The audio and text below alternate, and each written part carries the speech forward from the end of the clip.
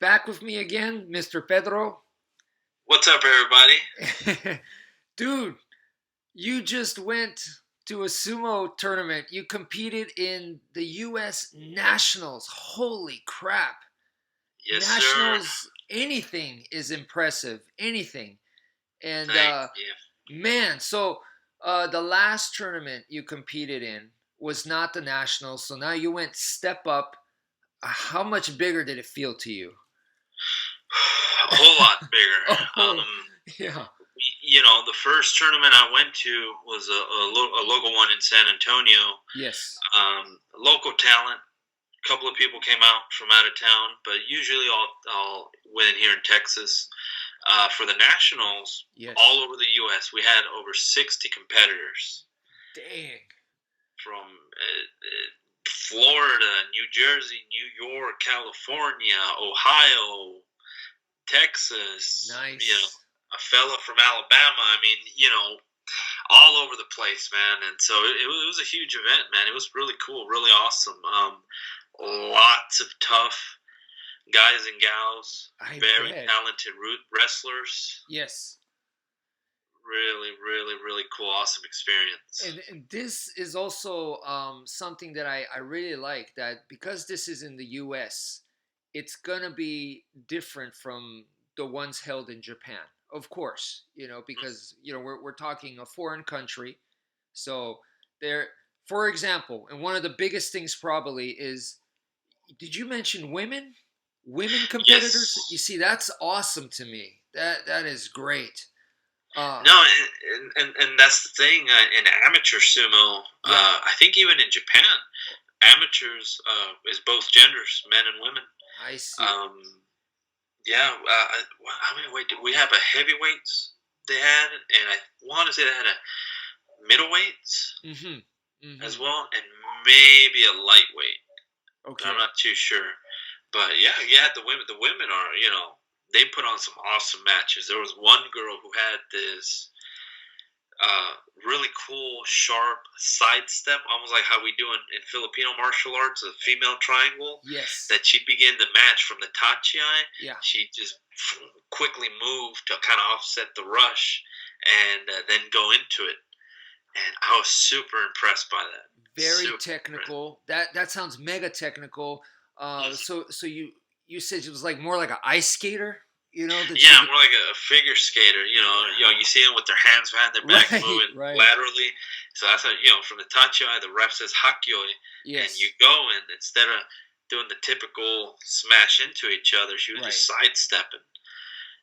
And she had to do it because she wasn't huge.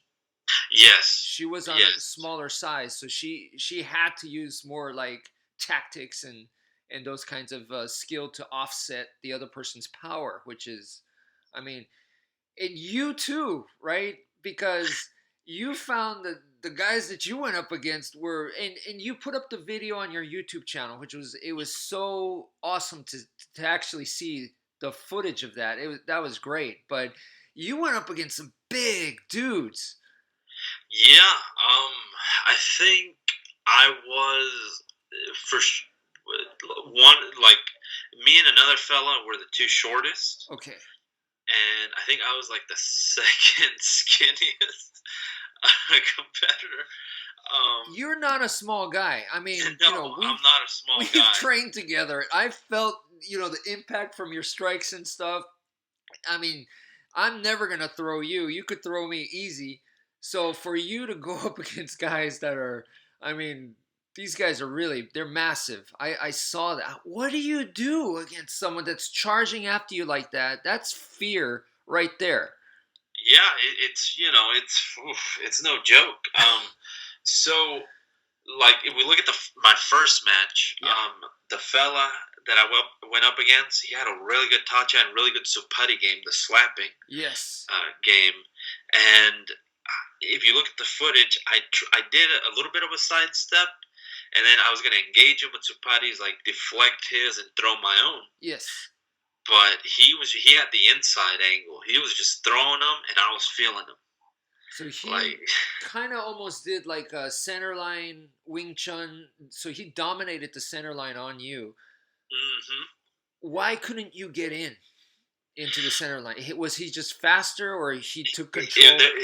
he had a lot of power behind them, and I felt them coming just one after the other, boom, boom, boom, and then if you look at the video, he's pushing me back, and Yeah. I tried resisting him a little bit, but Right. I almost felt like one of my calves was gonna go out from there. Like he Golly. powerful, powerful push. So what? And I'm sure you thought about this. What should you have done, or what are you going to do next time against something like the big guy is coming at you with basically a chain punch, right? But Mm. they're open palm and they're powerful. Uh, well, so a couple of things. One, I have to just I can't meet him force to force. I Mm-mm. just can't. So I have to use some sort of evasive maneuver, maybe a Yes. sidestep with a half circle or just a quick sidestep like how the girl was doing. Okay. Okay. In conjunction with the sidestep, maybe adding a supari to the neck or chest area to kind of give a little distraction. Two, and this is one thing that I did for every single match, I was too close to the start line. Because in the doyo, the ring, they have the two lines to where, you put your Yes. fists. Yes. I was really close to the line every time I fought. Realistically, I should have been a little bit further just to give me, even if it's that split second of reaction time, that's what I got to do. You know what? I mean, I look for the average person that doesn't really know anything about sumo, right? I think grappling wise, this in a way is almost like the ultimate grappling. Yes, they don't do the ground, right?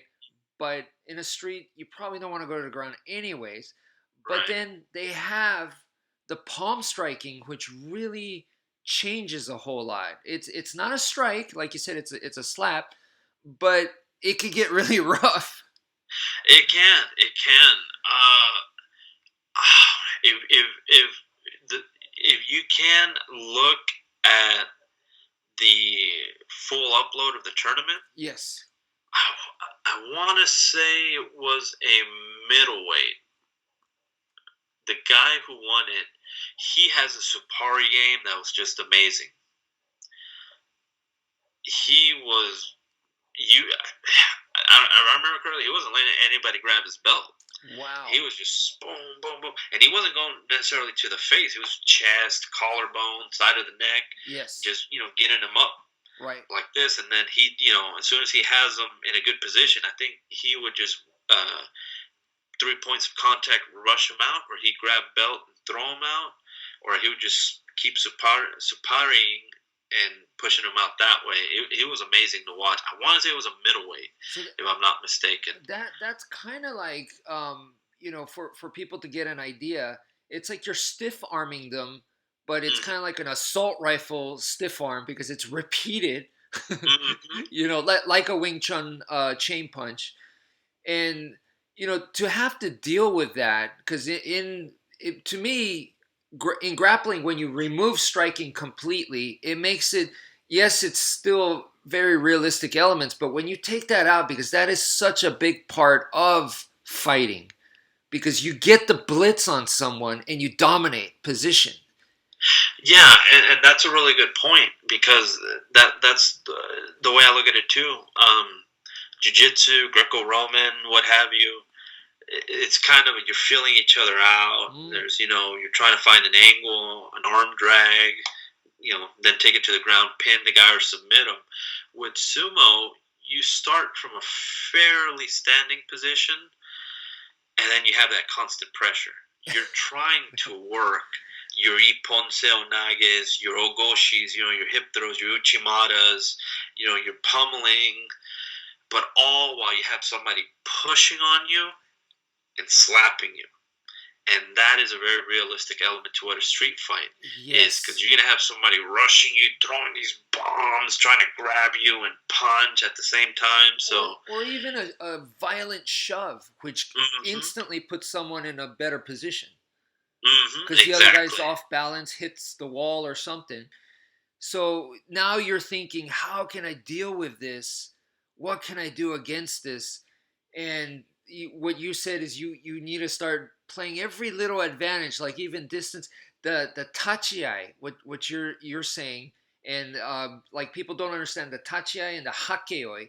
Uh, it that's the beginning, and in the Yeah, beginning, it's not. Are you ready? Are you ready? Let's go. It's not like that. You guys start really close, like a street fight in a way, and then from there, it is about you put your fists down and you kind of there's like an agreement, so it's not one person has an advantage and just can cold cock the other guy or cheap shot the other guy. It kind of has to be equal, right? yeah, and here's an interesting little tidbit. Yeah. In professional sumo in Japan, you'll notice that they don't wait for the ref to say hakyoi. Mm-hmm. As soon as the last fist is down, boom, they go. Yes. In amateur sumo, you have to wait for the ref. I see. So you don't have that advantage. So it's you, the other guy together, and then the ref has to kind of like validate it. Exactly. Right. And, going back to that, even positioning yourself where on the start line. Right. There's a wrestler I liked. He used to wrestle, I think, in the 80s and 90s, Mainomi. He was a small guy. There's a famous match. If people can find it. I want to say it was from like 1991. He fought Akibono. Oh, big guy from Hawaii. Huge big guy from Hawaii. And Mainomi is a short little guy. Right. But if you look, Mainomi isn't by the start line. He's way back. Right. And it's real cool because as soon as they go, Mainomi stands up. And then he waits for Akibono to get close and try to push, and he ducks it under, and then he shoots in. And he grabs him by the belt, and he kind of has his leg positioned on the inside of Akibono's leg, like trying to do kind of like a backwards ouchigari. Okay. And so he can't do it. He can't do it. He can't pull it off until he pulls it off, and it's an amazing match. I get inspired by that match. It really, everybody look it up. Mainomi versus Akibono. And Akebono was one of the tallest sumo wrestlers, I believe, if I'm not mistaken. He was definitely had the size, but also if you're talking reach advantage. Oh yeah, yeah, and that's what Akebono comes up from the tachiai, goes forward, and he was going for a double push. And so where Mainomi was at, it would have taken him just a little bit to be out of the ring. Right. So now I don't know how far back you're allowed to go in amateur sumo. Yes. So that's something that's you got to keep got to find out about. But you look at little things like that to how you can kind of increase your chances. What about using Filipino martial arts, because that is such a big backbone on your part, and attacking their arms?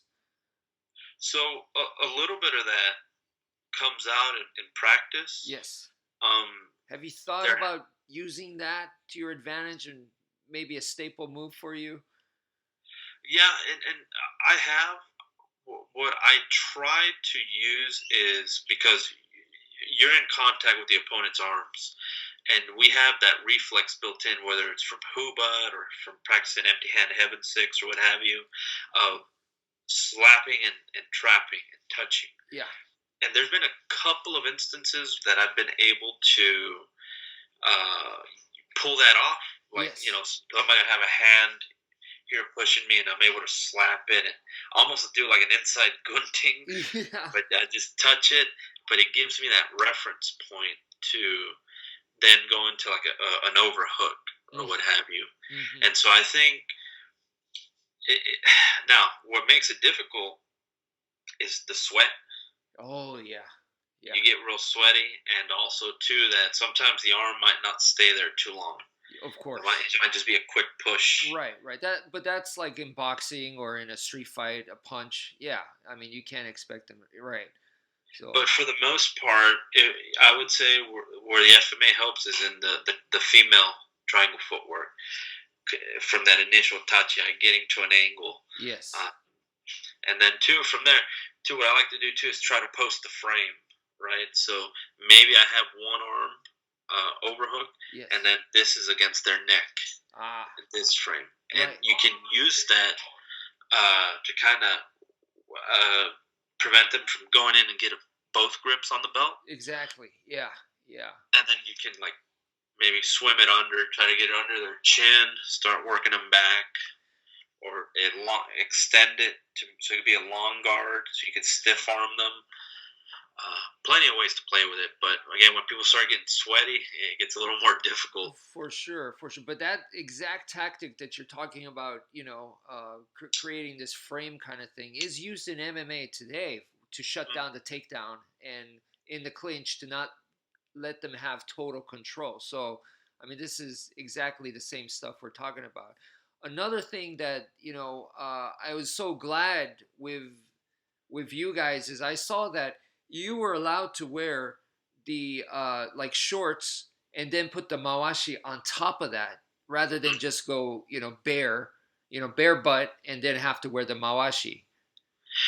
Yeah, I'm glad for it too, because a couple of times some of the mawashis came undone, and luckily the guys had the compression shorts underneath. I see. Yeah, because that's an immediate disqualification, isn't it? Yeah. Yeah, if that happens, yeah, it's like, dude, we can't have it. We can't have that happening. Yeah. No, so. no. Yeah. So it's I don't think it would be comfortable wearing that bear skin. And no, I'm glad, because like for sumo to be successful in other countries other than Japan, you can't just be like, this is tradition and culture and throw that, ram that down people's throats. You got to adapt and make it cultural friendly to other cultures, and being allowed to wear shorts and stuff. I think that's great. That's awesome. Yeah. No, absolutely, I agree. I mean, I would imagine that if I was a wrestler in Japan and you have to go bare butt, I would probably try to wear like a thong or something underneath. Yeah. Or something. But who knows? Maybe they do. Who knows? Or they just. I think most don't. And then also you have like, the hair has to be really long, right? Yeah. They could tie it in that traditional. Yes, in the samurai bun type thing, and then no tattoos and stuff like that. I mean, that's not going to fly in other countries. Yeah, and I want to say that the WWF wrestler back in the day, Thunder, he sumo wrestled. Okay. Oh no, sorry, Earthquake, I think is his name. Earthquake. Yes, he did. I remember seeing him in the 80s. Yeah. And I think he had a tattoo on his arm. A tiger. And he used to cover it up, a tiger. Yes, I remember that. That was Mr. John Tenta. John Tenta. Yeah. And I remember, I think he kept going up the ranks. And I think they eventually told him, all right, you want to keep going, you got to get rid of that tattoo. And it's like, I mean, that's the bad part of some traditions. It's like, I mean, here you have this talented guy, yes, entertaining everybody, but just because he has a tattoo, right? It's like, yeah. I mean, that guy, Canadian, came from judo and I think amateur wrestling, from my understanding. Yeah, and then went into sumo, so he had all the grappling guards, not all, but he had the major grappling guards covered right there. A very good base. Yeah, that guy. I heard that he was perhaps one of the baddest dudes in professional wrestling. Period. Oh yeah. Yeah, I think super underrated. I know everyone talks about Haku, but dude, that dude, yeah, he was no joke. Yeah. He was a beast. Yeah, he was a beast. Exactly. It would have been awesome to see him in MMA or something, but a little past his prime for sure by the time MMA came out, and unfortunately he passed away. But yeah, absolutely. And speaking of that, different backgrounds at the tournament, there was a lot of fellas who come from a American football background. Oh wow, okay, that makes sense actually. Yeah. And so these guys were linemen and so they're they're used to just crashing into people with the shoulder, and so that works real well for them because again, it's almost a similar starting position, right? They got like one fist down, Right. you know, guy yells "hut," gets the ball, and they just boom, they go. So it's a lot of good overlap. My goodness. Yeah, I didn't even think about that. And how do you deal with that? A guy just coming to tackle you. Like once again, it's a blitz. It may not be this, but it's using the body. Now this is a little bit more like hakyokuken. Absolutely. Yeah. So, Um, and so that's the thing. My second match, the fella, good guy, strong guy, we clashed, and luckily I was able to get inside. Yeah. And then push him out. But the third guy, I think it was one of them football guys. I mean, he just had that rush, just pat, and I don't know, man. I mean, again, the only thing I can think of is that good sidestep, sharp sidestep. As soon as you hear the hot, as soon as the hot, just move. Yeah. Yeah. And offset it, and then try to belt wrestle or Siparia. Be the only way, I think. Is it?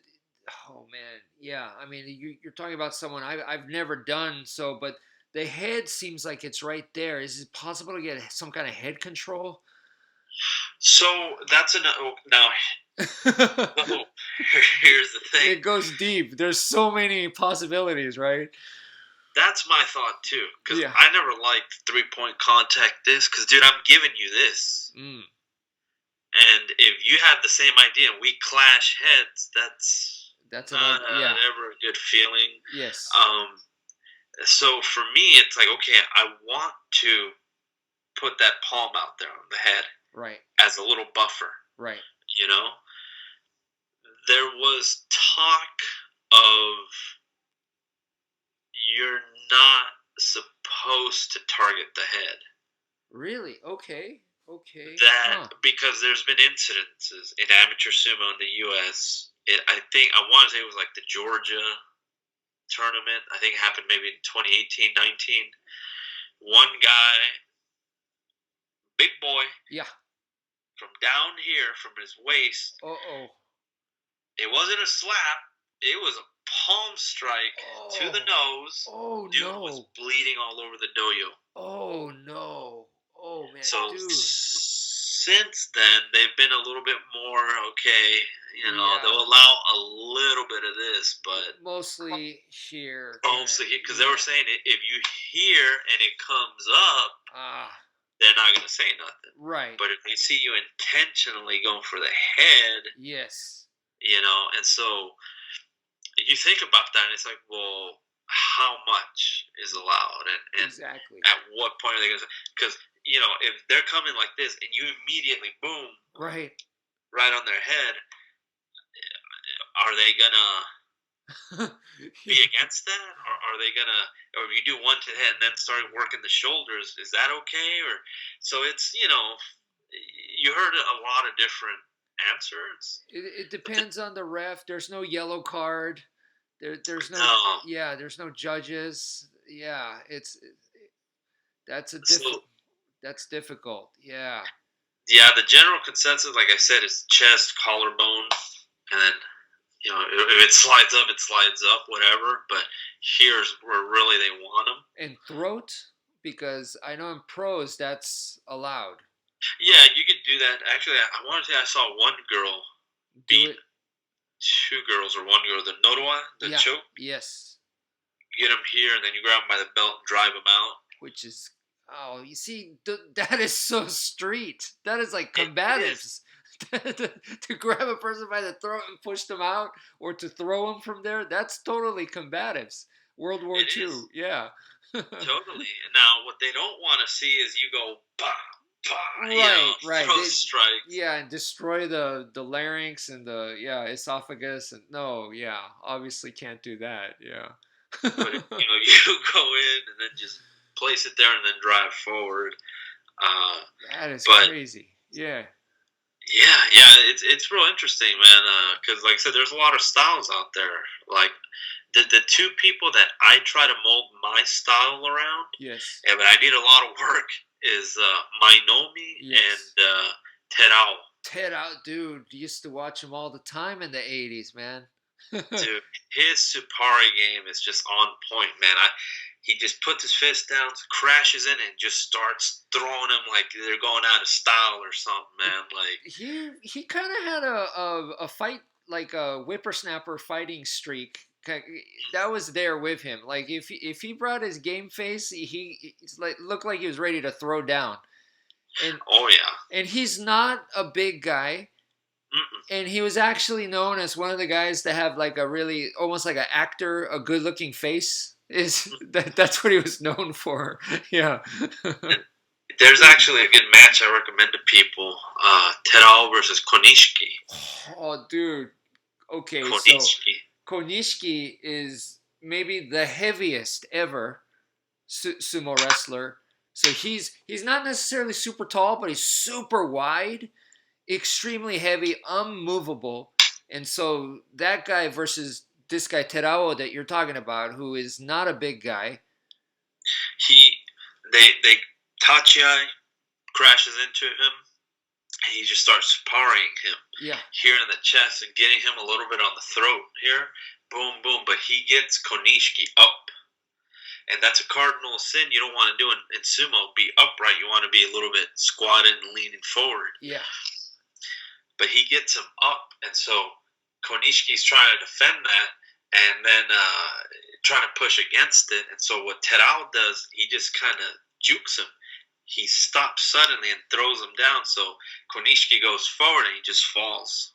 Dude, so he used his brain. That is an awesome trap. Yeah, it's really, and again, it's a short match. It's probably like 15 seconds or something. So the timing has to be perfect on that, though, right? Perfect, yeah. So those two matches, Mainomi versus Akibono and Terao versus Konishiki, have inspired me a lot. You know, very technical. Yeah, very awesome. Man. But yeah, I mean, it was a huge learning experience for me and my buddy who went. And I'm going to give him a shout out. His name is King, 51 years old, and he's in there wrestling. Awesome. Yeah. You know, awesome dude, awesome guy. We were talking about how much difference it is fighting with just a regular rope, using that as a doyo versus having an actual doyo. Yeah. Because spatial awareness is key in sumo. Right. Because if the rope you're using is bigger than the actual, doyo, then you might be getting away with some stuff in practice. Or if it's smaller, then you're kind of cheating yourself. You know what I mean? So you want to make sure you get it right. And then too, also having those. I forgot the name, but the actual borders of the doyo, since it's kind of like a little dome-ish, it gives you a place for the foot to stop if you're getting dragged out. Yes. And that adds another element to it. I see. Yeah, dude. That kind of thing, in the street or in real life self-defense, you got to be aware of, like, okay, if I back up too much, it's a brick wall or there's a car. Might fall over a curb or something. Right. I could easily, trip and end up on the grass or something. Yeah, I mean, this is so awesome. Thank you so much for sharing the insider's view. Someone who's actually competed in a really underrated, I think is very underrated, amazing sport. And part of the reason I feel like it's so underrated or people look by it is because of the tradition part that probably turns off a lot of people. But like I said, the fact that seeing your video on your YouTube channel, they're already showing that they're bending it a little bit for foreigners. I think that's awesome, man, and amazing. No, I do too, and I think in Japan there's a lot of pageantry and a lot of ceremonial thing before the match. Yes. Here, no, you just you do your in-ring ceremony, kneel, and then put your hands down and go for the match, and so it's a little bit quicker. Um, but you know, it's really cool, man. It's a good gateway into a different culture. Yeah. You know, and at the event we had people demonstrating kyudo, the traditional Japanese archery. We had kendo demonstration, Nice. taiko drums. Nice. It was really really cool. And this was an all day event. Yeah, yeah. It was. We got there like around I want to say 8:30, 9 in the morning. Didn't Yeah. leave till like 6 p.m. Past 6 p.m. And it would have been fun to just go and watch. Oh yeah, totally. We had a good sized crowd out there. It was in Austin, Texas this year, Hmm. and a lot of I mean there was a lot of new time viewers. They're like, hey, you know what is this? And a lot of viewership, a lot of people asking questions, curious about it, people Nice. interested. Nice. Nice. Yeah. Yeah. Amazing. Amazing. That's one of the cool things about sumo is that it's a sport where you can be 50 years old, you can be skinny, you can be heavy set. You know, you can compete in it. You know, there's something for everybody. Awesome. Awesome. Well, once again, thank you so much for sharing with us your experience. With what I would say it's a once in a lifetime type of experience, but hopefully you'll compete again.